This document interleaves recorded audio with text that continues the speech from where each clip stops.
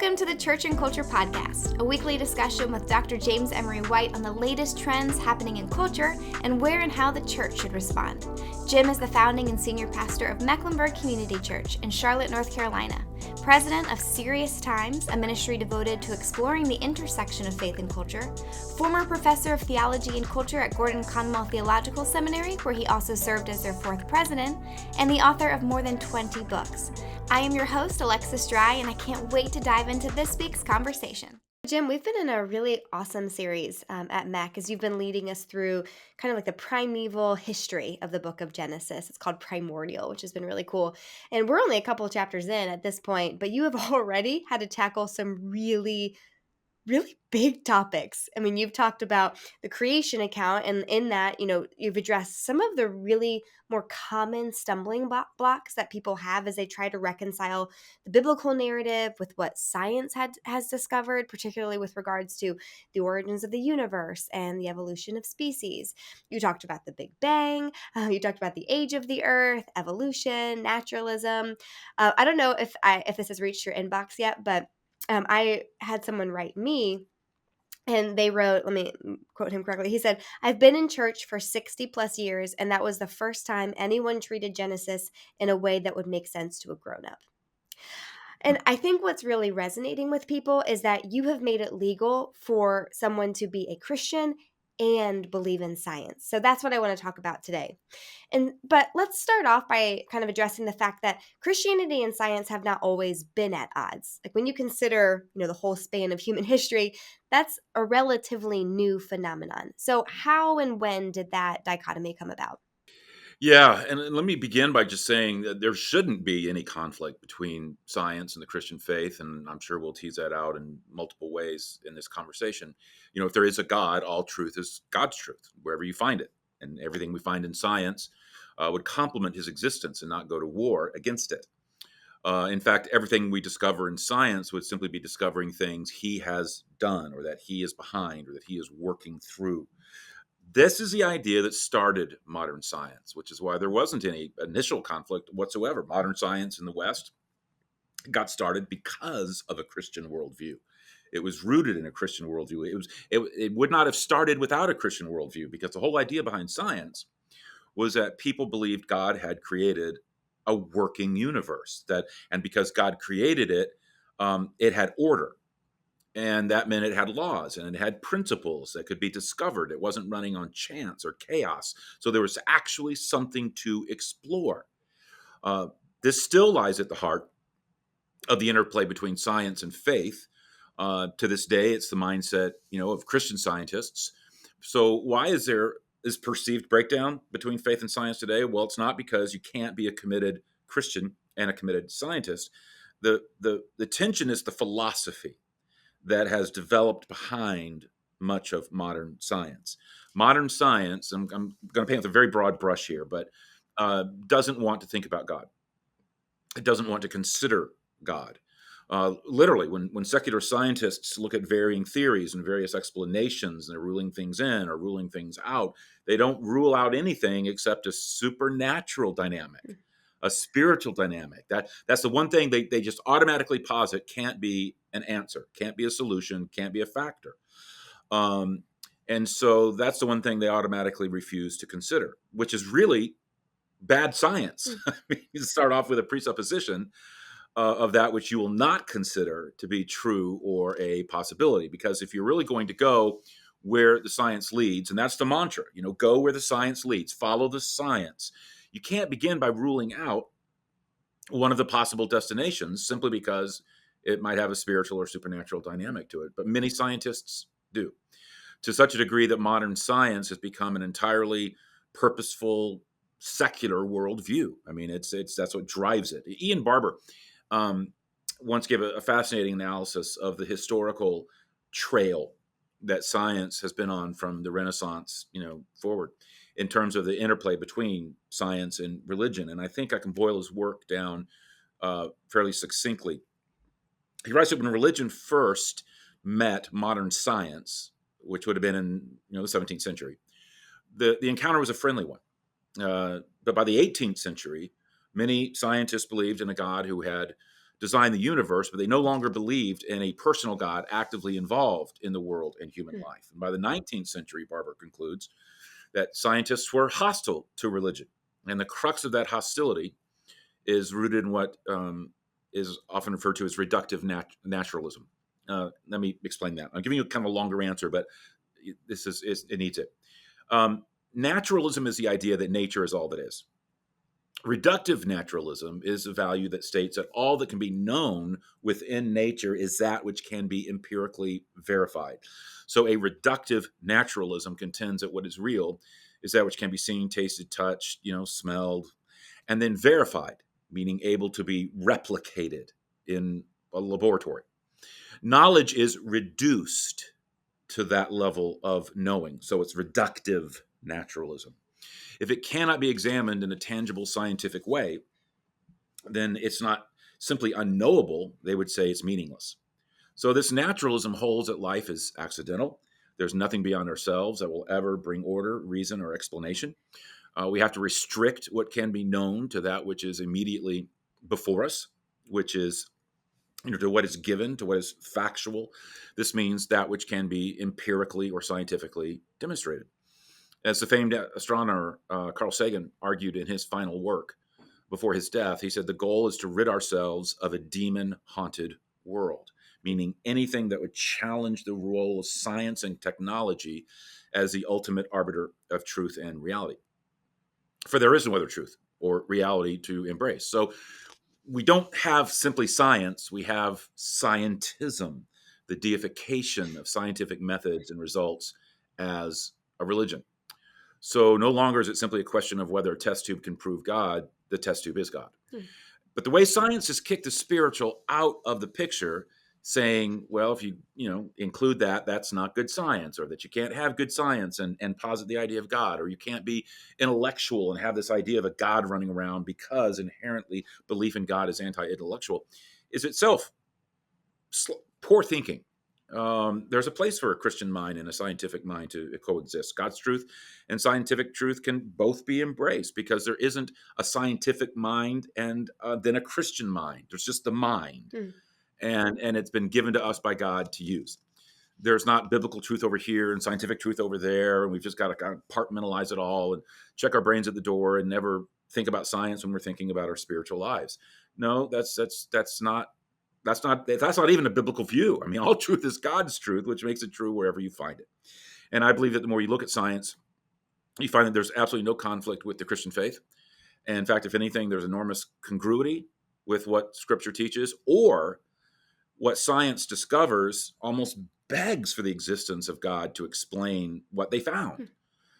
Faith and science are not in conflict with each other at all. God is the author of both science and theology. And this has often been said, it's not original with me, but it's as if God has given us two books to draw from, and they're not in contradiction with each other at all. Those two books are the Bible and the created order. And the 19th Psalm kind of captures those two books kind of nicely. First it says the heavens declare the glory of God, and day after day they pour forth knowledge. And then it goes on to say later, the law of the Lord is perfect and the statutes of the Lord are trustworthy, and so forth. And so you have these two books, essentially. Science reveals truth about what God has done in creation and through creation. And the Bible gives us the truth that God has revealed to us as that creation.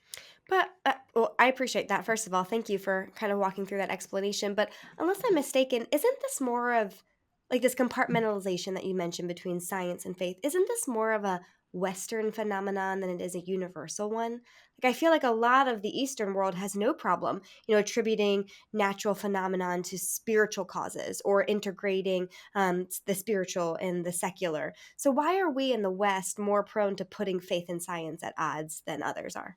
Well, in short, this little thing called the Enlightenment happened.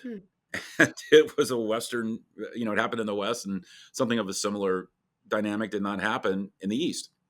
Those who lived in the 18th century, so let me describe what happened to us in the West. Those who lived in the 18th century had little doubt that they were living in an enlightened age that had emerged from a time of twilight. Referring to the Middle Ages. Between 1650 and 1750 or so we come to the time of Sir Isaac Newton and Leibniz and Fontenelle and Spinoza and David Hume and John Locke and of Diderot and Voltaire. And historian Owen Chadwick rightly notes that these were the seminal years of modern intellectual history, and that within the span of time, the last remaining vestiges of the Middle Ages ended. But more than an era ended. Historian Mark Knoll has written how an increasing number of European intellectuals during this time used new ideas about the natural world and society and the nature of things to attack the established churches and to question traditional views of divine revelation. And even in an unprecedented step, to doubt the existence of God, or at least the Christian idea of God as Father. At best, the divine had become a philosophical category, a first mover in the grand scheme of things, which is why Peter Gay, in his writings, has referred to the Enlightenment as the rise of modern paganism. To properly understand the Enlightenment, it has to be seen as more than an age. It needs to be seen as a spirit, a real mindset. And while it did produce, if anyone knows their history, knows that it produced the hymns of Isaac Watts and the deeply Christian music of Bach and Handel's Messiah, and you had the German movement known as Pietism happening there during this time, John Wesley, the First Great Awakening and such, the preaching of Whitefield. The dominant spirit of the age was anything but Christian. Henry May once suggested that the message of the Enlightenment, you could put it in two propositions. First, the present age is more enlightened than the past. And second, we have to understand nature and man through the use of our natural faculties. So the Enlightenment project, if you ever heard that phrase, the Enlightenment project was the rejection of revelation, the rejection of tradition or divine illumination as the surest guide for human beings. Instead, autonomous reason reigned supreme. And let me keep chasing this because it's very, very important to understand the Enlightenment. The motto of Immanuel Kant, who is one of the most significant thinkers of the time, was dare to use your own reason. Or in short, he would just say, dare to know. And in fact, this was his personal definition of the Enlightenment. There are several words worth noting in what Kant said. First, the word dare, meaning that if you did use reason, it would be daring because it would mean you're inevitably come up against traditional authorities, namely the church. So you have to dare to reason. But that was the point. There would be no authority over the exercise or conclusion of reason. This idea of authority is very, very critical as well. For the Enlightenment was a rebellion against one source of authority, that of the church and its appeal to God and his revelation, and the enthronement of another kind of authority, which was human reason. That we reason on our own, that we are to do that, also highlights the independence of human intellect, answerable to none, and best able to function independent of anything thought to come from God. And then there's the use by Kant of the word reason, which for most Enlightenment thinkers, such as like the Scottish philosopher David Hume, for example, meant some form of empiricism, which I've already alluded to a little bit. Empiricism elevated sense experience above all others for the gaining of knowledge and wisdom. Sense experience meant what could be seen, tasted, touched, heard, smelled. And that was introduced through the scientific method of experimentation of Francis Bacon, who lived in the late 1500s and early 1600s. What could not be observed, or at least replicated, was just met with skepticism.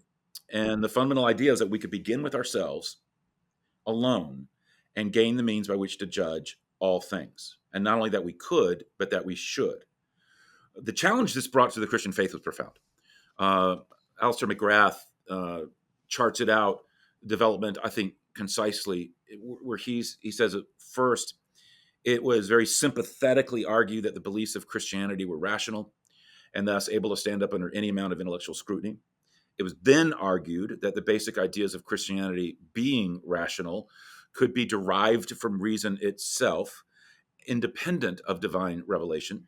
And then the third step, the final step, the idea that reason was able to stand over revelation. If reason was omnicompetent, which is what Enlightenment thinkers believed, it was supremely qualified to judge Christian beliefs and judge Christian practices. If reason could not produce a particular tenet of the Christian faith, then that particular tenet was suspect. Only what human reason could demonstrate would became enshrined. Or as Henry May noted, the issue was not about the Enlightenment's relationship to religion, it was about the Enlightenment as a religion. The speed by which Enlightenment thinking took hold really was breathtaking. And sadly, Christians didn't help. Again, let me talk to how the Western context, how that played into this. Um, Enlightenment philosophy got reinforced on a popular level by a series of discoveries and breakthroughs that seemed to put reason in charge of public factual truth, and banish any idea of biblical revelation to the world of superstition and even outright falsehood. The most famous that almost anyone would be at least somewhat familiar with is the famed discovery of Copernicus in 1543, right in the heart of this period of time we're talking about. It was verified almost a century later by Galileo, and that was that the Earth was not the center of the universe. In determining that we live in a heliocentric, sun-centered universe, as opposed to an Earth-centered one, Galileo brought into question, in the minds of the popular people, the trustworthiness of faith itself, because at the time, the official teaching of the church, the Catholic Church, considered anything other than an Earth-centered universe heresy. The church's position was obviously based on wooden, literal interpretations of narrative texts describing the sun moving and the earth still, phenomenological language, and then was kind of made that phenomenological language as if it was making some kind of precise scientific statement. The Bible never teaches, an Earth-centered universe. It was just pre-scientific phenomenological language, which we still use to this day. We talk about sunrise and sunset. But once Copernicus's theory was proven correct, religious pronouncements on all matters of public discourse became suspect. Colin Brown once wrote, Copernicus, his theory not only inaugurated a change in the way people thought about the relationship of the earth to the sun, it also involved a change in the way people thought about the relationship of science to philosophy and theology. And again, all of this was happening in the West. The East was immune. Well, and you see this combative element between reason and revelation. I mean, I feel it even now. I mean, there's certainly not everywhere, but there's certainly a caricature present in our culture of a Christian who is ignorant, or if not just unintelligent, when it comes to their understanding of science. So it's almost like to believe in revelation means that you're not reasonable or rational, and therefore you're not qualified to speak that you don't have any understanding of what's happening in the scientific world. So can you talk a little bit more kind of modern day, how that impression has been either formed or solidified? Well, as you've heard me say before, you could argue that it began in the summer of 1925 in the small mountain town of Dayton, Tennessee. What was at hand was a legal confrontation that made headlines around the world. On one side, you had William Jennings Bryan, and the other was Clarence Darrow. Their confrontation was not over a crime or a misdemeanor. It wasn't a legal suit. There'd never been a trial like this. It was on the origin of life. And it's known now in history as the Scopes trial. And the reason it's known as the Scopes trial because there was a young biology teacher by the name of John Scopes who was charged with violating a law on the Tennessee books, which said you couldn't teach evolution in the schools. And as a result, the trial posed defenders of evolutionary theory against those who wanted public schools to teach what was considered, in their minds, the biblical view of the origin of the world's inhabitants. William Jennings Bryan represented the state of Tennessee. And as a result, those who believed in their understanding of the biblical view. And Clarence Darrow represented those who embraced evolutionary theory, and thus he was defending John Scopes. It really was the clash of two worlds. You set it up very nicely. I mean, Bryan was a good old boy, religious Southerner. Darrow, in favor of evolution, was the outspoken religious skeptic from the North, polished, intellectual, supplied to Scopes by the ACLU. Most don't know that the result of the trial found the teacher guilty, but not before Darrow, who is the evolutionist, somehow persuaded Bryan to take the stand and defend the Bible. And he made a fool of him. He just made a fool of him. He was cross-examined by Darrow. Darrow is arguably the greatest trial lawyer of his day, and he grilled him on the precise accuracy of the Bible. And in the course of that examination, Darrow forced Brian to admit he couldn't answer even the most basic questions about the Bible that were put forward. And not because there weren't answers. Yeah. There were. It's just that Brian wasn't exactly the best person to answer them. And he didn't have answers, and he wasn't a biblical scholar at all. So the verdict of history is really intriguing. Brian won the battle, but he lost the cultural war. While he technically won the case, the conflict stamped the entire debate with this unmistakable image. Evolution versus creation came to be seen as the city versus the country. Places like New York and Chicago against backwoods Dayton, Tennessee, and science versus ignorance, and the modern world of the 20th century against American religious fundamentalism of the 19th century. And that image, in one form or another, really, quite frankly, has remained in place even to this day. Evolution has become the accepted scientific theory of how human beings and all of life developed and came into being, and the biblical idea of a God involved in anything with creation is seen as a view that is anti-scientific and out of touch with the real world. But here's my question. Like, I'm thinking, how well do you think now the average Christian would do in a very similar trial if they had to take the stand and give a defense for the Bible, or they had to speak intelligently about the origin of the universe or evolution? Like, don't you think it could? Are we doing much better in that area than Bryant did in the Scopes trial? No. Mm.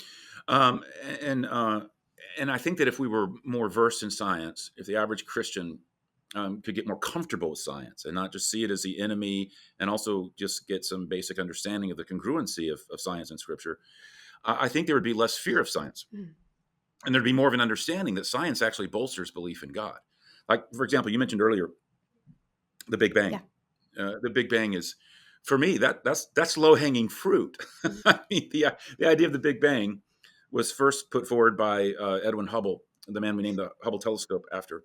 And his theory was that at one time all matter was packed into a dense mass at temperatures of many trillions of degrees.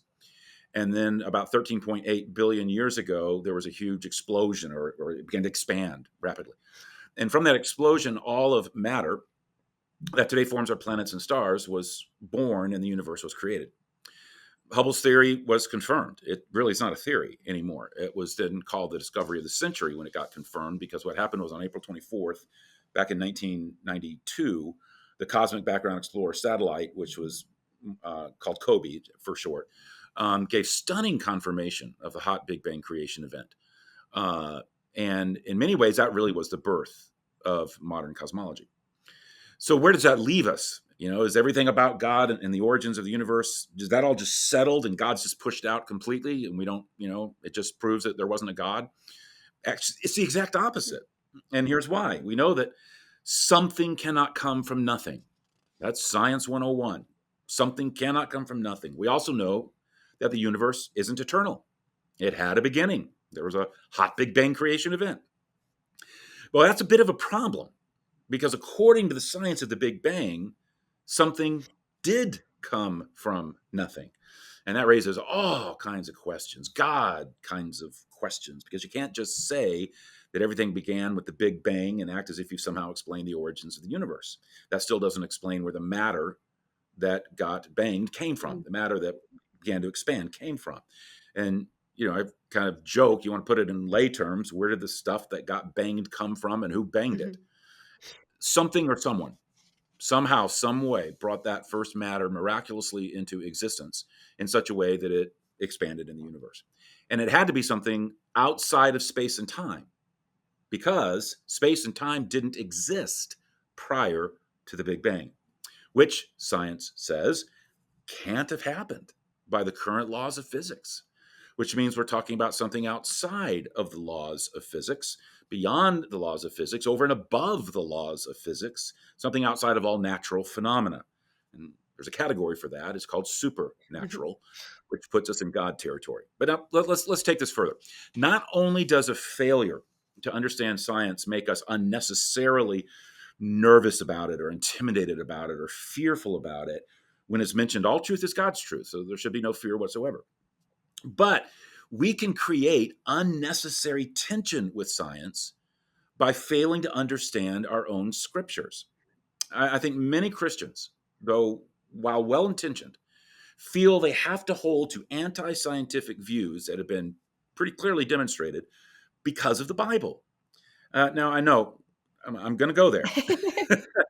And I know I'm going to run the risk of offending some people here, but I think our listeners are open to challenging ideas even when they disagree. And I always say to people, we can agree to disagree agreeably. But let me see if I can bring a little challenge here, knowing that there may be some who disagree with this.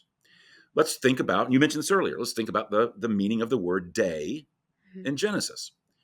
Because how you define that is wildly significant and makes a huge difference. For example, let's say that you read the opening section of Genesis. You don't read it as prose narrative. You don't read it as epic poetry. But you read it as an intentionally precise scientific treatise attempting to say precise scientific statements, which would mean that when you read the word day in Genesis, you only have one way to interpret it. You only have one way. It is a 24-hour solar day that we are talking about here. Yeah. Then from that, you use histories and genealogies that are in the Bible and calculate that the age of the earth has to be no more than around 6,000 years old, at least if you're going to be biblical, which would mean that all of the scientific evidence of the Big Bang happening about 13.8 billion years ago, and the earth being 4.5 billion years old, you have to say, well, that's just all wrong, completely wrong. You have to say that the light we see coming from stars, billions of light years away, the geological stratigraphy you see in places like the Grand Canyon, ranging from 200 million to 2 billion years ago, and the age of the fossils of the dinosaurs, and it has to all be ignored, or it has to be dismissed by spending incredible amounts of energy on scientifically dubious theories that try to explain it all away in light of a supposed young Earth. But is that the only way to understand the meaning of day in Genesis? Is it even the best way? And I would argue no. The mention of days is just an ancient poetic way of talking about the fact that this happened in space and time. And people who try to make a scientific statement about 7 literal 24-hour solar days, making the age of the universe at around 6,000 years, aren't, I believe, reading the text carefully. Or I would even say they're not reading it literally enough. I mean, they're not reading it in the genre it was written, Hermeneutics 101. What's the genre here? And also letting authorial intent come through. How could God have wanted to inspire the writer of Genesis to convey scientific precision about literal 24-hour solar days when, according to the text, the sun and the moon were not even created until the 4th day? You couldn't have even had a 24-hour solar day until the 4th day. There was nothing in existence to be solar about.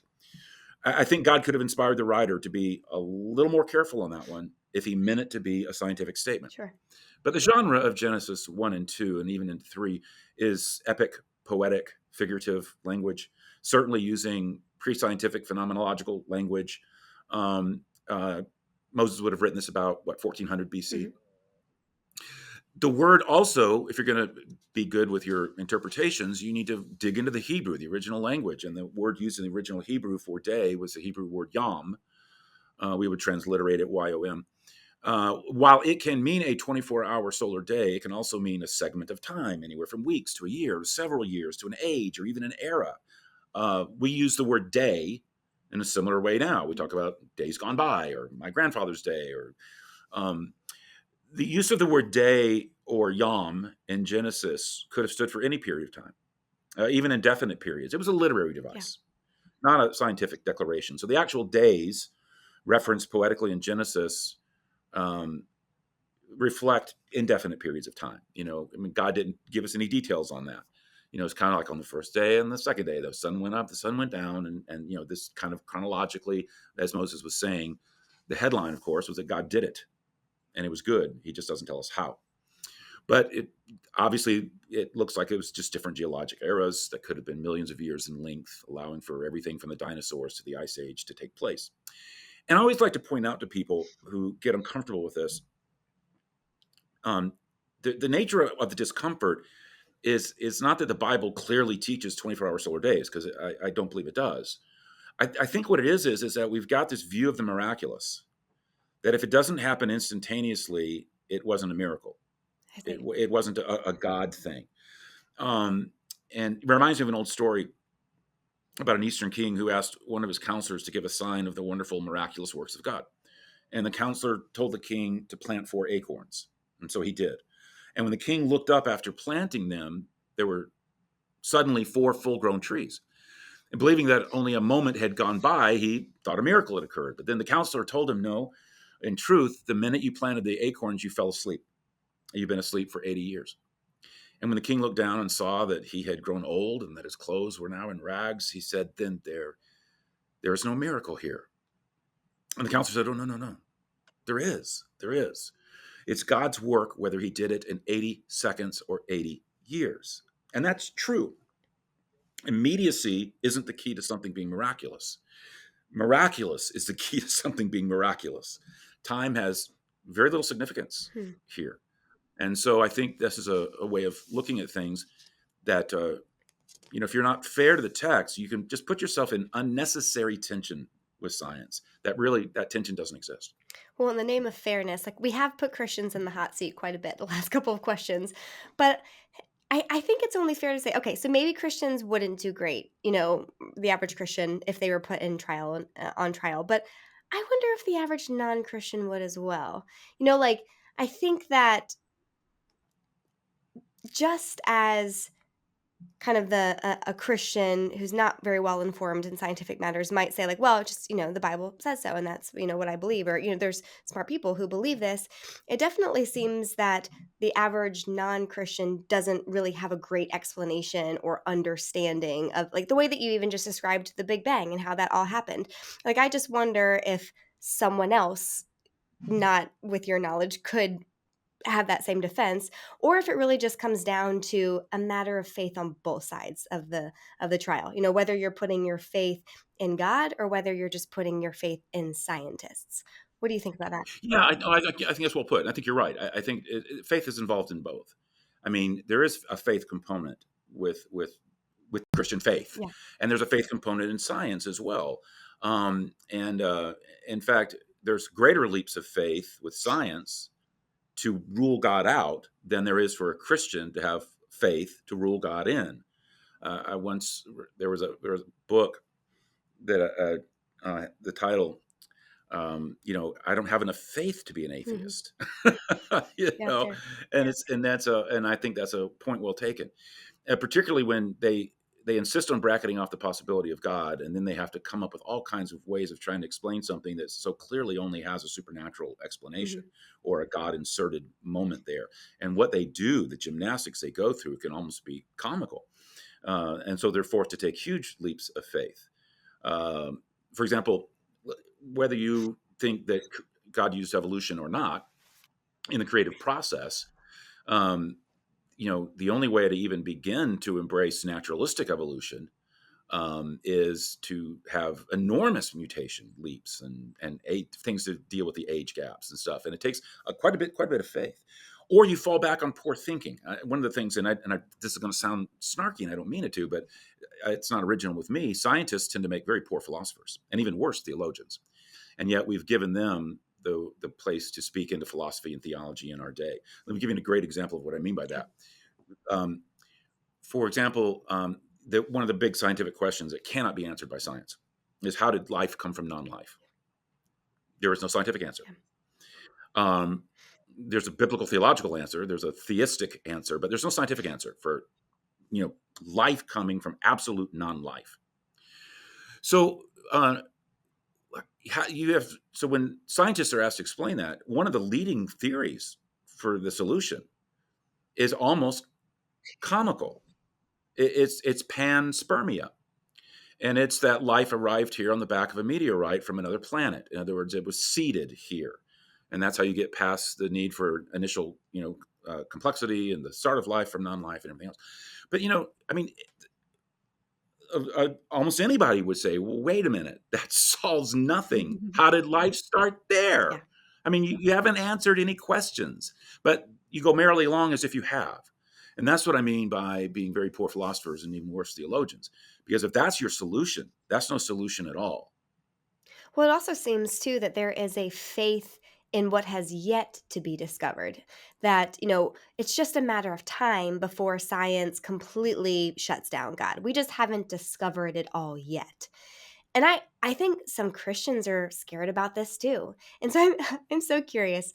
Do you think that there is a scientific finding that could ever really present a problem to the Christian faith? Well, let me take that in two parts. Okay. Go to your first part where you said, uh, we just haven't found the answers. Yeah. Science hasn't just found the answers yet.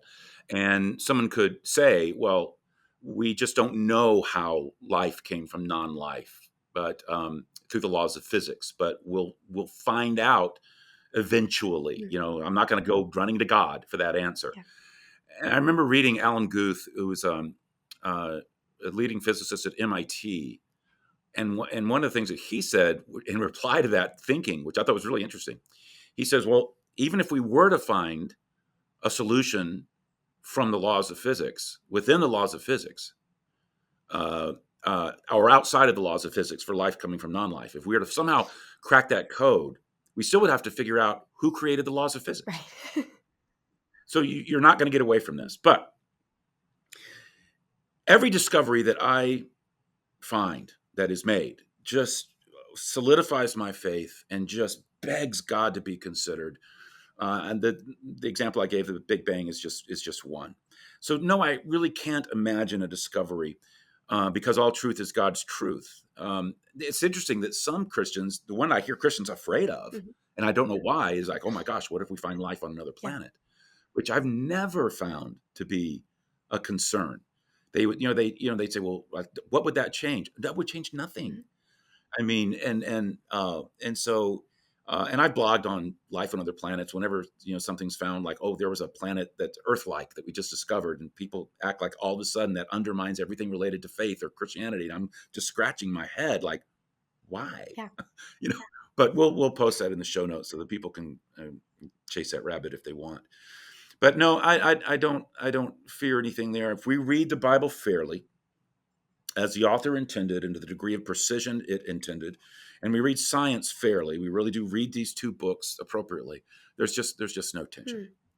All right. Well, why don't we wrap up today's conversation with one more question? And it's basically, I'm just asking if you might give a piece of advice to people who do want to be open to scientific explanations for how God created the world and sustains it. Like, what would you say to them? How could they do a better job on trial? Like, what advice would you Yeah. give them to hold both of these things in their hand?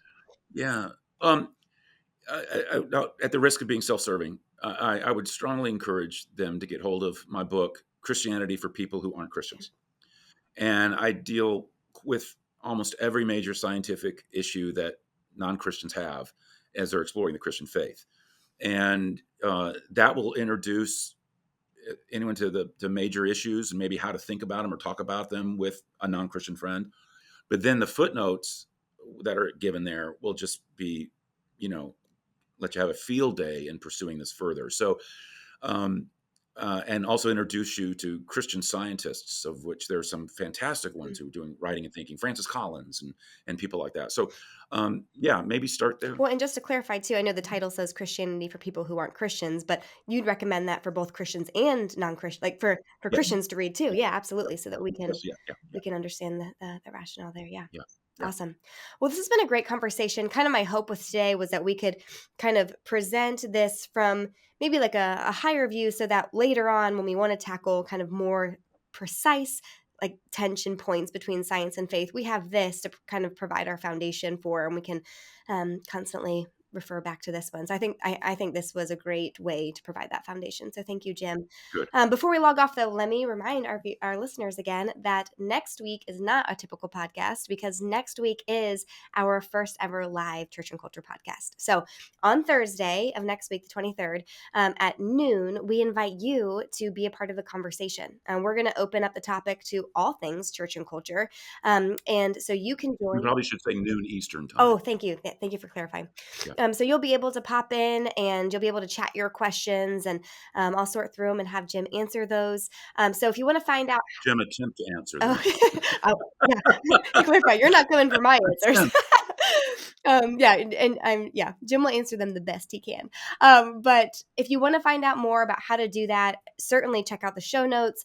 If you regularly get emails about the blog, that'll be in there. But then otherwise, you can just head over to the website where our church, which is mecklenburg.org. Find the link that says online campus, and you can join that way as well. So if you miss it, that's totally fine. We will release it the following day, just like we do every week. So you'll be able to eavesdrop on that conversation. But if you can make it, that would just be a really fun thing for you to be a part of. And that way you can ask your questions directly. That would be awesome. So, Jim, I will let you prepare for that. But in the meantime, thank you again for listening this week. Thank you, Jim. And I'm looking forward to next week.